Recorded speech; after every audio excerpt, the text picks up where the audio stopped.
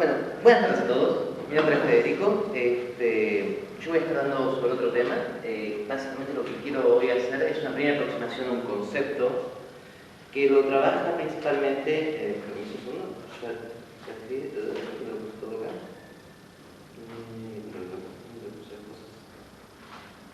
Un segundito, ya. Problema técnico, la solución. Aquí estamos, aquí estamos. Me he olvidado.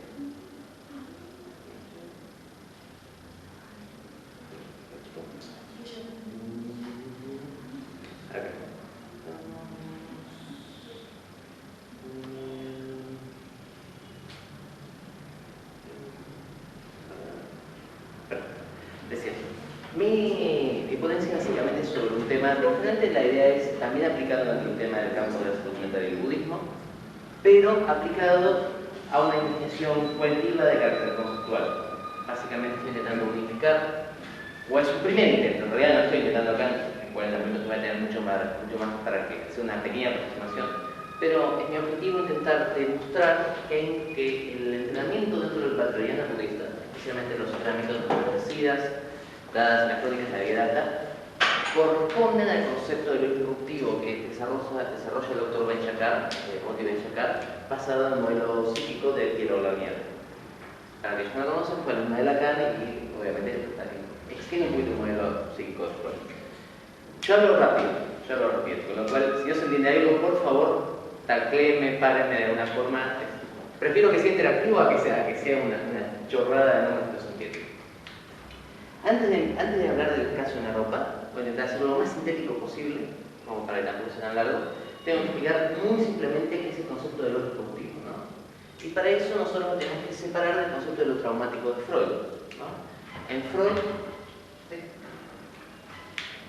Buenas tardes. No me gustaría hacer una pregunta a todos, señores, señores en Congreso. Ya sé, señora, pero no voy a tocar nada. Me está molestando. No es molestar, preguntar algo. No hay problema, por favor. Tengo una nena discapacitada. Estoy pidiendo una ayuda para comprar leche y pañales. Capaz no nos puede una monedita. Molesto por la nena, señor, si no, no molesto. No hay problema. Gracias.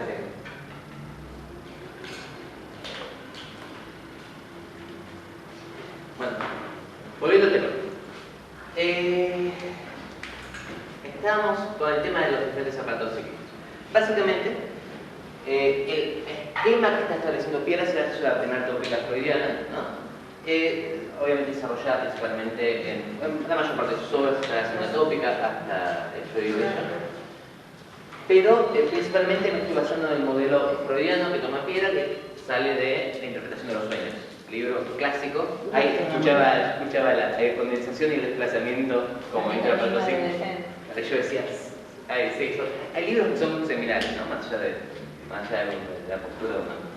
Piero Lanier sigue básicamente establecer un aparato psíquico que luego en clases le pone, y una cuestión que un día me gustaría hablar con los doctores, es el tema del pictograma. Establece un espacio previo que es un espacio originario, ¿no? Todos sabemos que Freud tiene básicamente un espacio primario y luego un espacio secundario, y ahí quedan cada una de las generaciones. Pierre establece un espacio previo que se llama espacio originario donde prime el pictograma. Estoy yendo muy rápido, si no, se me para un poco. Dentro de este pictograma, básicamente, lo que se hace, todo esto es, dentro del espacio originario, dentro de cada uno de los espacios prima su propia forma de organizarse, ¿no? Y cada una es homogénea dentro de su propio espacio y heterogénea dentro de los diferentes espacios, ¿no? Es decir, dentro del espacio psíquico, que es una tópica obviamente imaginaria primaria, los pictogramas son heterogéneos, ¿no? Entonces, ¿qué es lo que propone Piera? Ella básicamente establece tres espacios, uno de un pictograma, esto sería la imagen más simple, luego hay una escena que toma que forma parte del fantaseo, y cuando esto pasa aquí, se transforma en una idea. Cuando nosotros tenemos una idea, cuando nosotros establecemos una palabra, es generalmente como un proceso de que ahora vamos a ver que se llama metabolización. Estoy haciendo esto extremadamente y violentamente rápido, pero para no sobrecargar la terminación. ¿Qué pasa? En todo el modelo psíquico, tanto de Pierre, de Lacan, de Freud, las pulsiones son básicamente la articulación entre el afecto y la representación, ¿no? Lo que va a hacer Ben Jacquard, que es el que dice en el desarrollo del concepto de lo disruptivo, es establecer una separación, ¿no?, entre los tipos de afectos y los tipos de representaciones. Y lo que va a decir es que esas dos se juntan, sus relaciones tienen que ver con la vivencia. Es decir, la vivencia del espacio primario va a ser una figura que transmite la sensación. ¿Se entiende o no hasta aquí? La vivencia del espacio secundario es una emoción que tiene que ver con contacto, y la tercera vivencia, la vivencia del espacio secundario, va a ser un sentimiento que dé lugar a una palabra. ¿Se entiende la diferencia entre sensación y sentimiento, no? Es una articulación mucho más clara. El proceso que toma un componente de un espacio y lo lleva hacia otro se llama metabolización, ¿no? La metabolización es básicamente el proceso por el cual se van transformando los pictogramas que se dan de placer y rechazo, por una cuestión de las ligaduras que no vamos a entrar, van pasando en cada uno de los diferentes espacios. Lo que plantea Freud, lo que pasa en una vivencia traumática, es una vivencia en la cual este proceso de metabolización se ve roto. Y hay algo que no puede ser metabolizado. Por lo tanto, es tóxico, por así decirlo, para el aparato psíquico. No, para dar un ejemplo más coloquial, ¿no? Es como si nosotros comiésemos algo que realmente no lo pudiéramos metabolizar. Esta imposibilidad de metabolizar situaciones hace que uno tenga una vivencia traumática en el sentido freudiano. Pero Ben Jacquard establece un concepto diferente. Y yo quiero leer simplemente para no decir mal la frase es, él va a llamar disruptivo todo evento o situación con la capacidad potencial de irrumpir en el psiquismo y producir reacciones que alteren su capacidad integradora y de elaboración. Esto parece que estuviéramos hablando de vuelta de lo traumático. La diferencia está en la palabra potencial. ¿Esto qué significa? Que cualquier evento o situación para Ben Jacquard que impacte en el aparato psíquico y sea que dé una respuesta nueva, no necesariamente es traumática. Es decir, puede ser metabolizada a posteriori, ¿no? Después vamos a ver que con el terapeuta, la función del terapeuta se lleva a metabolizar este tipo de situaciones. Va a depender mucho de la psiquis de las personas y va a depender muchísimo también de la ayuda que tenga para hacerlo.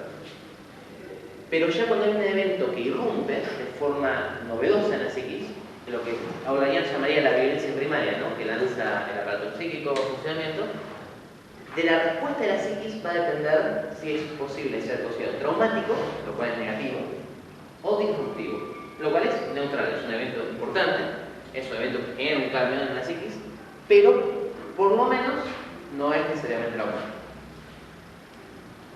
Mi idea, mi planteo de esto es que en realidad en el Buttleriana esto deja de ser una cuestión puramente neutral, al mejor de los casos, para Jacquard es negativo si se viene traumático, o es neutral si puede ser metabolizado. Y yo lo que planteo es que en realidad, observando el mismo criterio de Jacquard, podemos afirmar que lo disruptivo es el método interno del entrenamiento buttleriano. Para eso, acá traje un solo caso. Hay una lista grande de 84 casos, vamos a trabajar sobre uno solo. Básicamente, ¿qué tiene que calificar para que un evento o una situación sea disruptiva? Esto tiene que tener básicamente una serie de características. Tiene que ser inesperada, tiene que interrumpir el equilibrio,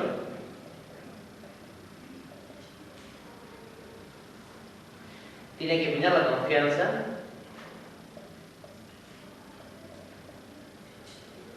tiene que ser novedoso para el psiquismo y tiene que ser una amenaza psíquica o física.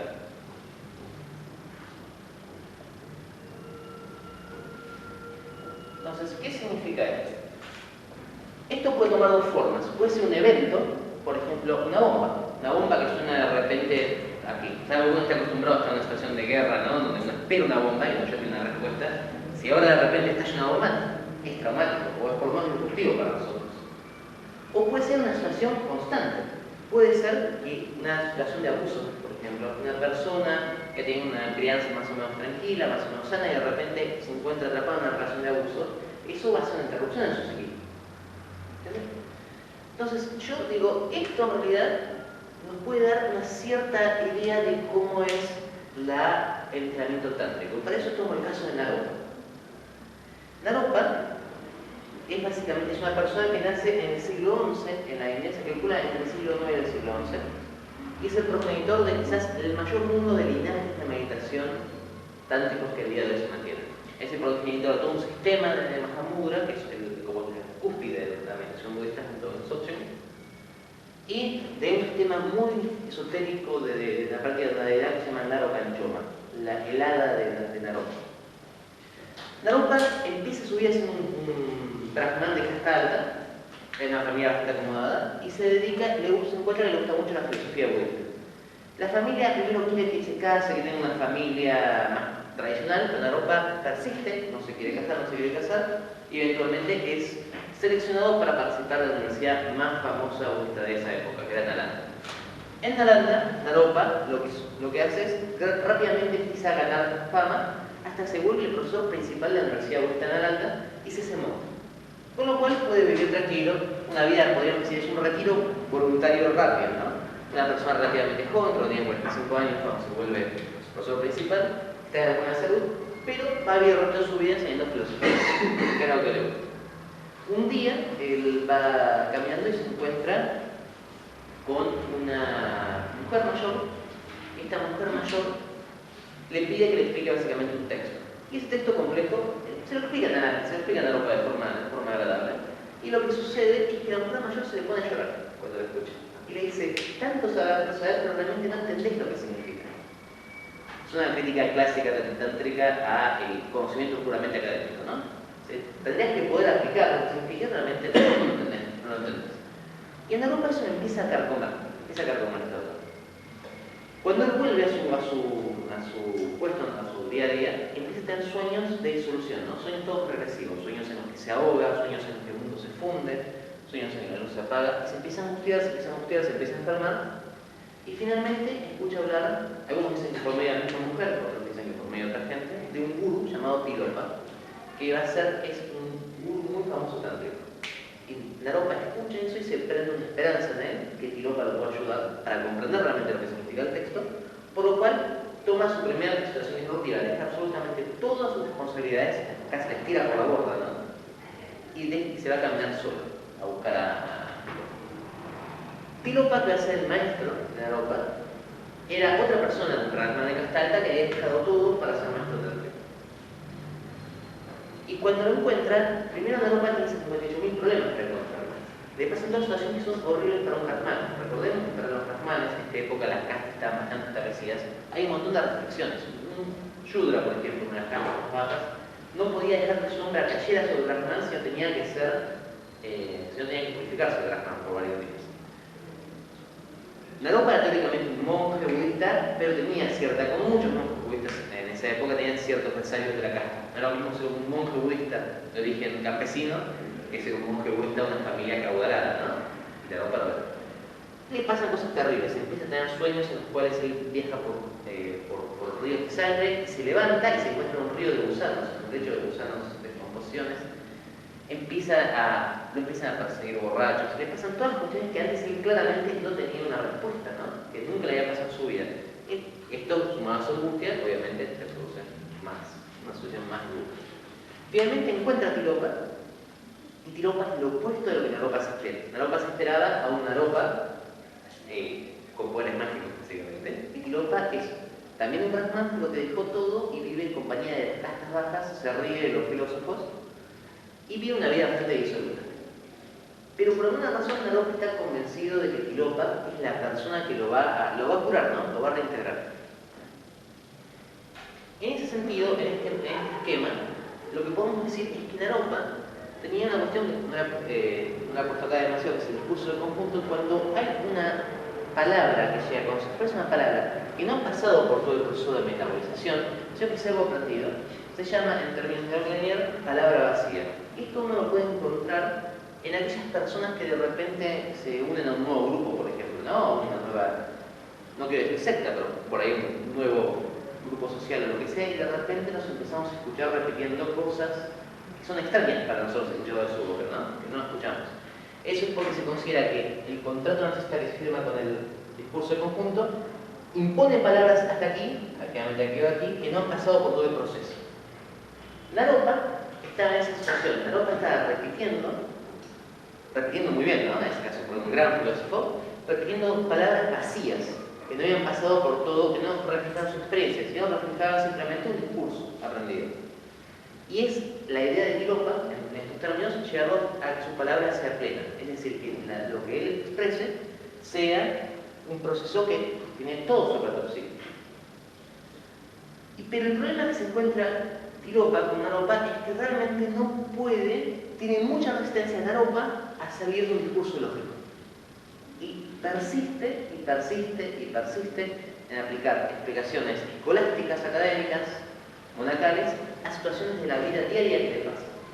Entonces, primero más tranquilo y con cierta agresividad, Tilopa empieza a ponerlo en situaciones cada vez más disruptivas para Naropa. Esto está contado tradicionalmente como cosas graciosas, ¿no? Es como una gran comedia de amores. Debe haber sido dolorosísimo para Naropa. Yo estoy seguro que ha sido dolorosísimo, ¿no? Básicamente, lo primero que hace una vez lo lleva a un templo, ¿no? Entonces le explica primero, le lleva a un templo y le dice que vayamos por un texto del templo donde dice que hay que coger un mundo. Entonces le dice, ¿es correcto? Sí, sí, dice Naropa. Dice, bueno, para recompensarte por tu sabiduría, te voy a dejar que vos saltes del techo del templo y como tenés confianza en el texto dice, vas a salir volando. Naropa contento salta y se rompe las piernas, ¿no? Rompe las piernas. Y Tilopa se mata a veces y dice, ¿cómo pensaste que ibas a volar? No podés volar. Pero Naropa dice, pero el texto lo dice, bueno, empecé a discutir. Entonces, lo manda a robar, cuando se cura las piernas, lo manda a robar comida. Y Naropa no tenía la idea de lo que era robar comida, una persona de clase alta, por ejemplo, más o menos. Lo agarran, obviamente, casi lo matan a palos. Y cada situación que hace le empieza a hacer pruebas que hay más difíciles. Lo manda, por ejemplo, le enseña una técnica para mantenerse cálido, no tenga yoga a las noches, y para hacerlo un poquito más difícil lo manda a un tanque de sanguijuelas, donde está todo descompuesto. Entonces casi lo matan. Cada técnica es para Naropa un peligro físico y psíquico, ¿no? Y es algo que es totalmente nuevo para él. La peor técnica, miren lo que es la cuestión, lo que es también la cuestión humorística, la peor técnica, lo que más tiene terror Naropa, es que en un momento ya cuando Tilopa no sabe cómo hacer para que deje de contrarrestar la experiencia con la palabra vacía, ¿no? Él siempre impone la palabra vacía en el discurso. En un momento le dice, bueno, vale, te voy a pedir algo especial. Te tenés que casar y hacer feliz a tu esposa.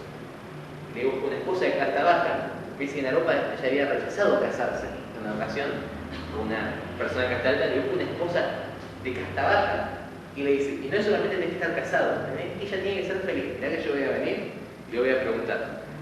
Y eso Naropa relata la prueba más difícil, ¿no? Porque es lo que ella había pensado que había dejado. Él vivir en pareja, él tener un trabajo, bueno, lo pone a trabajar y ser buen marido. Finalmente, después de un tiempo de que trabaja y que es buen marido, y Naropa tiene que empezar de cero con todo eso, Tilopa vuelve a buscarlo y le dice, ya había aflojado bastante a Naropa, pero sigue teniendo algunas respuestas. Lo lleva Tilopa lo lleva a las orillas de Ganges y le dice, a ver, explícame qué ves. Entonces Naropa empieza a decirle, bueno, es el río como una corriente de conciencia, ¿qué pasa? Entonces le dice, esperá, estate acá, es el río. No hay otra elaboración más que eso, estás en el río un día de verano. Y Naropa dice, sí, pero ese concepto en realidad tiene, y Tilopa se cansa, y en el último acto deportivo que hace, se saca su sandalia y lo golpea hasta dejarlo inconsciente. En ese golpeado que deja inconsciente, en un momento Naropa se levanta, lo último le falta que lo golpea a su maestro porque ya era viejito, hasta dejarlo inconsciente, y en un momento se levanta y se empieza a reír, ¿no? Y ese se considera que es el momento de iluminación tradicional de Naropa. Ahora, relatado así, parece que fuera una serie de crueldades aleatorias. En realidad, en muchos casos parece que Tilopa hubiera básicamente, así como hay gente que se vuelca para expresar su creatividad al origami o a la pintura, parece que Tilopa se hubiera volcado básicamente a torturar a Naropa como sistema artístico. Pero ¿qué es lo que yo sostengo y qué es lo que yo intento establecer? Que en realidad todo el entrenamiento, si no está explicitado en ningún lado, todo el entrenamiento tiene que ver con la función del acto deportivo. ¿Por qué? Porque todas las situaciones son inesperadas. Nunca Tilopa le avisa qué es lo que va a suceder a Naropa. Nunca se prepara y dice, bueno, vamos a entrenarnos esto, vamos a entrenarnos esto. Cada situación es nueva, es inesperada y nueva. Rompe el equilibrio psíquico en Naropa. Todas son situaciones que no buscan. No hay ninguna, de hecho las diseña Tilopa para eso, ¿no? No hay ninguna en que Naropa pueda afrontarlas tranquilamente. mina la confianza de Naropa y mina la confianza a nivel de Naropa en sí mismo y en los textos. Y de hecho, en toda la estructura que había generado en su vida. No cabe duda que cada situación es extremadamente novedosa. Jamás Naropa, ni con una familia rica, había tenido que ir a robar plata, hubiera tenido que ser actor. No, hay una ocasión muy graciosa, ahora es por respeto, pero en realidad si no me entiendo el tiempo y no quiero. Toda una situación novedosa. Y últimamente estamos seguros que todas son amenazas psíquicas para Naropa, todas situaciones amenazantes, y yo diría que el 99% de las situaciones son amenazas físicas para Naropa también, ¿no? Entonces, todas estas, se cumplen absolutamente todas las características que tiene un evento o una situación para ser disruptiva. Entonces, ¿qué es lo que sucede? Mi idea, y esto es lo que yo intento sostener mediante el análisis del caso, es que en realidad lo disruptivo es el concepto básico que nos permite entender y articular el sistema de entrenamiento butteriano, que no está articulado, ¿no? en las fuentes asiáticas, dentro de lo que sería para nosotros un entrenamiento conceptual claro.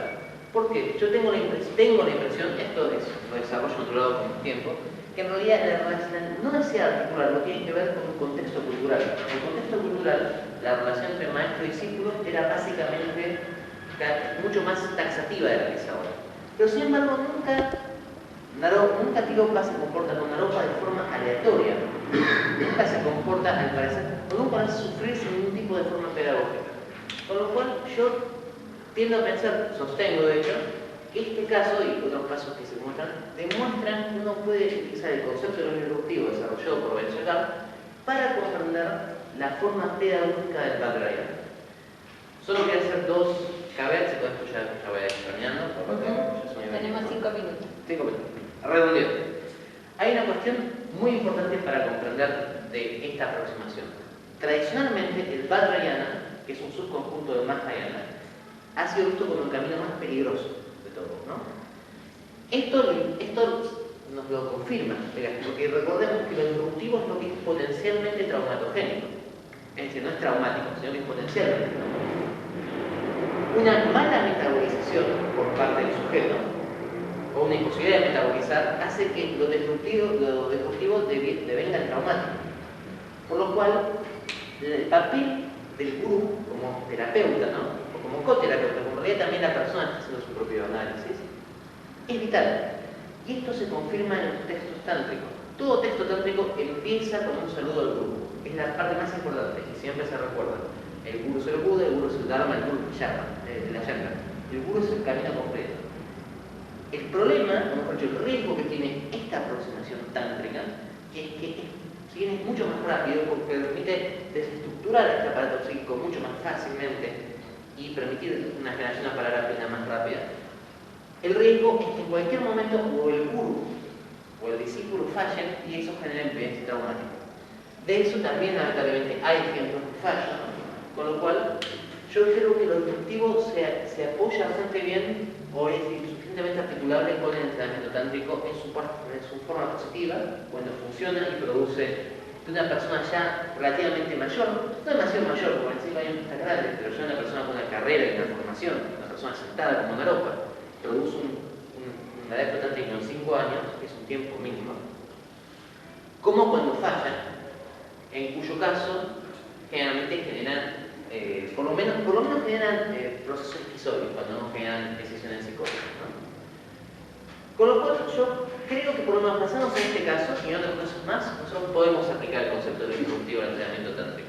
Por supuesto, esto está abierto a discusión, está abierto a elaboración. Yo recién ahora estoy pudiendo articularlo de forma más o menos coherente. Y hay un montón de dimensiones extras que yo acá no estoy entrando. No estoy entrando en la dimensión cultural, no estoy entrando en la dimensión social, no estoy entrando en, por ejemplo, la tópica económica de cómo funciona esto o cómo funciona el tema de las... ¿Por qué estoy usando este modelo en el cual yo puedo ligar las cantidades en un programa de rechazo? Todo eso son temas un poco más complicados, temas a desarrollar con más tiempo. Pero espero que más o menos haya entendido por qué yo considero que, o por lo menos porque intento pensar al entrenamiento con el disruptivo y bueno, cualquier consulta, más que ver ustedes. Muchas gracias.